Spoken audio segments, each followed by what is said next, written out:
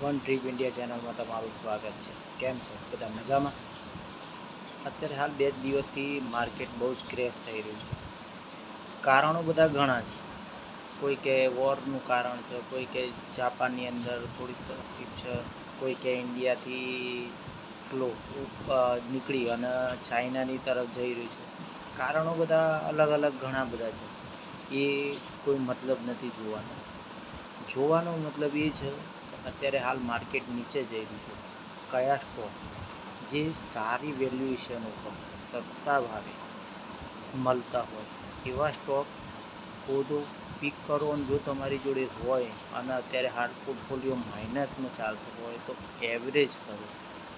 Average કરશો તો જ આગળ આવશો. પેનિક થઈને સેલ કરશો તો નુકસાન વેઠશો. એટલા માટે કહીએ છીએ કે એવરેજ કરો, સારા સ્ટોક પસંદ કરો અને હોલ્ડ કરીને બેસો.